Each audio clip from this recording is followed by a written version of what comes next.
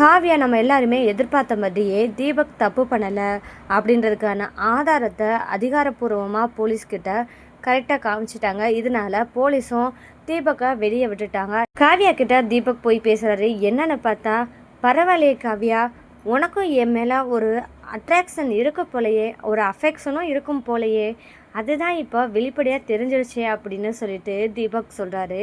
இந்த இடத்துல தான் நம்ம காவ்யா சொல்கிறாங்க, அப்படியெல்லாம் ஒன்றும் இல்லை தீபக், ஏன்னா நீங்கள் தப்பு பண்ணலை, உத்தமனையும் நீங்கள் தள்ளி விட்டு கொலை பண்ணுறதுக்கு முயற்சியும் பண்ணலை. அதை நிரூபிக்கிறதுக்கு நான் ஏதாவது உதவி பண்ணணுமே அப்படின்ற காரணத்துக்காக தான் நான் இந்த உதவி பண்ணியிருக்கேன். மற்றபடி உங்கள் மேலே எந்த அஃபெக்ஷனும் அட்ராக்ஷனும் கிடையாது அப்படின்னு சொல்லிட்டு காவ்யா பேசுகிறாங்க. அப்போ இருந்தாலும் நம்ம தீபக் என்ன நினைக்கிறாருன்னா, என்னதான் இருந்தாலும் காவ்யா இல்லை இல்லைன்னு சொன்னாலும் ஒரு பக்கம் ஒரு ஓரமாக நம்ம இருக்க தான் செய்கிறோம். அதனால தான் நமக்காக இவ்வளோ தூரம் பண்ணியிருக்கா அப்படின்னு சொல்லிட்டு தீபக் சிரிச்சுக்கிட்டே இருக்காரு. இருந்தாலும் காவ்யா கோபமாக இருக்கிற மாதிரி இருக்காங்க. இந்த மாதிரி இருக்கிற நேரத்தில் தான் இப்போ காவ்யாவுக்கு ஒரு ஆபத்து வரப்போகுது. அது எப்படி வரப்போகுது? இந்த மாதிரியான நேரத்துலையும் கண்டிப்பாக தீபக் காவ்யாவுக்கு துணையாக இருந்து காவ்யாவை காப்பாற்றுறதுக்கு எல்லா விதத்துலேயும் முயற்சி பண்ண போகிறாரு. அது மட்டும் இல்லாமல் இவங்க 2 பேர்த்துக்கு இடையிலான காதலும் வரப்போகுது. இந்த தருணத்துக்காக நீங்கள் காத்துட்ருக்கீங்கன்னா மறக்காமல் இந்த வீடியோக்கு லைக் பண்ணி தெரிவிங்க. ஏன்னா இனி வர எபிசோடில் எப்படி இருந்தாவது தீபக்கும் காவ்யாவும் இப்போ சேரணும் அப்படின்றதுக்கு ஒரு சொல்யூஷனாக இருந்தது யாருன்னு பார்த்தா உத்தமன் தான். இதே உத்தமனால தான் இப்போ திரும்பவும் தீபக்கும் காவ்யாவும் ஒன்று சேர்ந்து ஒருத்தர் புரிஞ்சுக்கிட்டு காதலிக்க ஆரம்பிக்க போகிறாங்க. அந்த நிகழ்வும் நடக்க போகுது. அது எப்படியெல்லாம் நடக்க போகுது அப்படின்னு சொல்லிட்டு ப்ரெடிக்ஷனாக பார்க்கலாம் வாங்க. இந்த உத்தமன் ஹாஸ்பிட்டலில் எவ்வளோதான் இருந்தாலும் காவ்யாவோட நினைப்பை அவரால் மறக்கவே முடியலை. காவ்யான்னு புலம்பி தவிக்கிறாரு. இருந்தாலும் இந்த உத்தமனுக்கு இந்த அடியும் சரி, இந்த வேதனையும் சரி கிடைச்சிதான் ஆகணும். இந்த தண்டனை சரியானது அப்படின்னு தான் நம்மளுக்கெல்லாம் தோணுது. ஏன்னா இனி வரப்போகிற எபிசோடில் உத்தமன் செய்ய போகிற வேலைகள்லாம் பயங்கரமாக இருக்க போது. காவ்யாவை கண்டிப்பாக பழி வாங்கியே ஆகணும். என்னை ஒரு தடவைக்கு 2 தடவை அசிங்கப்படுத்திட்டா அப்படின்னு சொல்லிட்டு இனி உத்தமன் பழி வாங்குற ஸ்டேஜில் இருக்க போகிறாரு. உத்தமன் ஹாஸ்பிட்டல்லேருந்து ரெக்கவர் ஆக போகிறாரு. அந்த தருணத்தில் தான் சத்யவதி தன்னோட தம்பியை பார்க்க ஹாஸ்பிட்டல் அறைக்குள்ளே வராங்க. தம்பி, என்ன தம்பி எப்படி இருக்கா அப்படின்னு சொல்லிட்டு சத்யவதி கேட்குறாங்க. இந்த தருணத்தில் நான் நல்லா இருக்கேன்க்கா, எனக்கு என்னாச்சு, என்னதான் நடந்துச்சு அப்படின்னு கொஞ்சம் திரும்ப சொல்லு அப்படின்னு சொல்லிட்டு உத்தமன் கேட்குறாரு. அப்போதான் சத்யவதி, என்னடா தம்பி உனக்கு எதுவுமே ஞாபகம் இல்லையா அப்படின்னு சொல்லிட்டு எல்லாத்தையும் மறந்துட்டியா அப்படின்னு சொல்லிட்டு சத்யவதி கேட்க, இல்லைக்கா, காவ்யா என்னை கல்யாணம் பண்ண வந்த வரைக்கும் எனக்கு ஞாபகம் இருக்குது, அதுக்கப்புறம் என்ன நடந்துச்சுன்றதெல்லாம் எனக்கு கொஞ்சம் மறந்துருச்சு அப்படின்னு சொல்லிட்டு உத்தமன் சொல்கிறாரு. ஆமாக்கா, காவ்யா எங்க, காவ்யாவை கல்யாணம் பண்ணிட்டேனா இல்லையா, இப்போ காவ்யாவை கல்யாணம் பண்ணியிருந்தா அவள் ஏன் கூட தானே இருக்கணும், இந்த இடத்துல இருந்திருக்கணுமே அப்படின்னு சொல்லிட்டு உத்தமன் கேட்குறாரு. இந்த மாதிரி தன்னோட தம்பி இன்னும் காவ்யா நினப்புலேருந்து மீண்டு வரமாட்டானா, இப்படி இருக்கானே அப்படின்னு சொல்லிட்டு சத்யவதி என்ன சொல்கிறாங்கன்னா, ஏண்டா தம்பி, என்னடா இவ்வளோ தூரத்துக்கு நடந்தும் இப்போவும் காவ்யான்னு இருக்கியே அப்படின்னு சொல்லி கேட்குறாங்க. அப்படி என்னக்கா நடந்துச்சு அப்படின்னு சொல்லி கேட்கும்போது தான், இங்கே பாரு, காவ்யா உன்னை கல்யாணம் பண்ண வந்தாளா, நீ கல்யாணம் பண்ணுற அளவுக்கு போனியா, அந்த இடத்துல தான் அந்த கல்யாணத்தை தடுக்கிறதுக்காக தீபக் உன்னை அடித்து ஹாஸ்பிட்டலில் அட்மிட் ஆகிற அளவுக்கு அந்த தீபக் பண்ணிட்டா. அந்த தீபக்கவே காவ்யா கல்யாணம் பண்ணிவிட்டு அவள் இப்போ சந்தோஷமாக இருக்காடா அப்படின்னு சொல்லிட்டு சத்யவதி உத்தமன் கிட்ட சொல்கிறாங்க. இதை கேட்டதுமே உத்தமன் என்ன பண்ணுறேன்னா, என்னக்கா சொல்கிற, என்ன கல்யாணம் பண்ணணும்னு சொல்லிட்டு என்னையவே ஏமாத்திட்டாளா அந்த காவ்யா அப்படின்னு சொல்லிட்டு உத்தமன் சொல்கிறாரு. ஆமாண்டா தம்பி, இதுதான் நடந்துச்சு. நீ என்னடான்னு பார்த்தா அவளை இப்போவும் உருக்கி காவ்யான்னு திரியிற, ஆனால் அவள் என்னடானா தீபக்குன்னு சொல்லிட்டு அவள் பின்னாடி போயிட்டா அப்படின்னு சொல்லிட்டு நம்ம சத்யவதி சொல்கிறாங்க உத்தமன் கிட்ட. அப்போ உத்தமன் ஒரு முடிவு பண்ணுறாரு.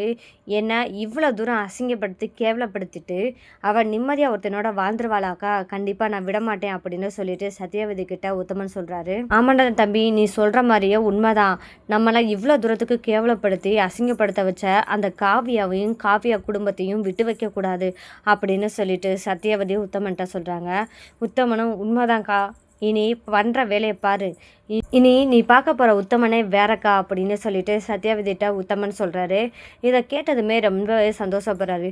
எதவோ தம்பி, நீ நல்லா இருந்தால் போதும், நீ நல்லா இருக்கிறதுக்காக தான் நான் இந்த காவ்யாவே கேடுகட்ட ஒருத்தைய கல்யாணம் பண்ணணும் அப்படின்னு சொன்னது ஒத்துக்கிட்டேன். ஆனால் இவ்வளோ தூரத்துக்கு பண்ணுவான்னு நான் நினச்சி கூட பார்க்கல, இனிமேல் அவளை நிம்மதியாக விடக்கூடாதுடா அப்படின்னு சொல்லிட்டு சத்யவதி சொல்கிறாங்க.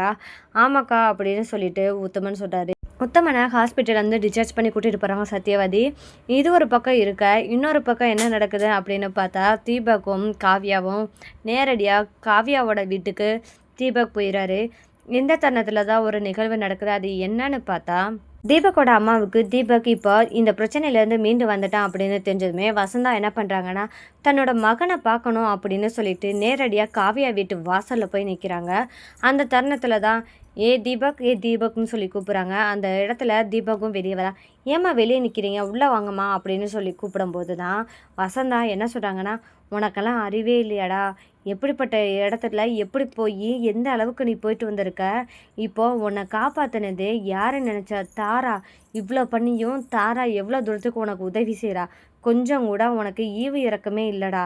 நீ இப்படிப்பட்ட கேடுகட்ட ஒருத்தைய கல்யாணம் பண்ணிட்டு இப்போ இங்கேயே வந்து செட்டில் ஆகி இவ்வளோ கஷ்டமும் உனக்கு தேவையாடா அப்படின்னு சொல்லிட்டு வசந்தாவும் கேட்குறாங்க. இந்த இடத்துல தீபக், இங்கே பாருமா, நீ எதை வேணாலும் பேசு, திரும்ப திரும்ப காவியா பற்றி தப்பாக பேசுகிற மாதிரி பேசினேன்னா எனக்கு கோவம் வரும்.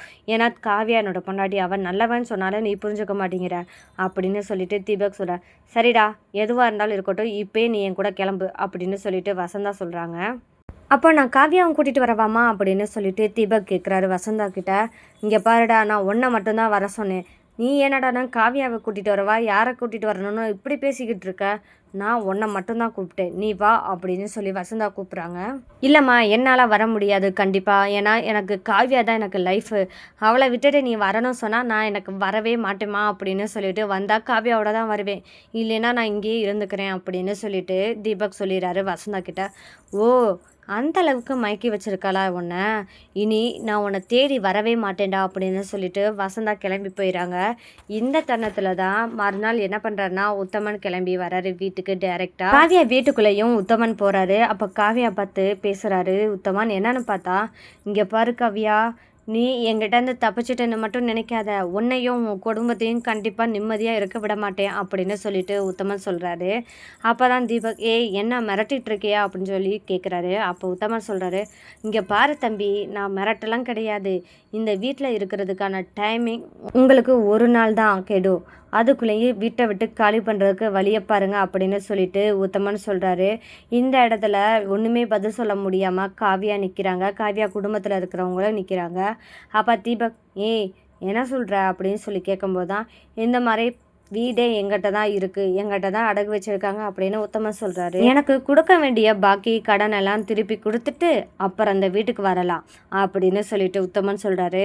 இங்கே பாரு காவியா, உன்னை நிம்மதியாக விட்டு இவனோட வாழ வச்சிருவேன் மட்டும் நினைக்கவே நினைக்காத, உன்னை நிம்மதியாகவே வாழ விட மாட்டேன் காவியா அப்படின்னு சொல்லி எச்சரிக்கை விட்டுட்டு போகிறாரு.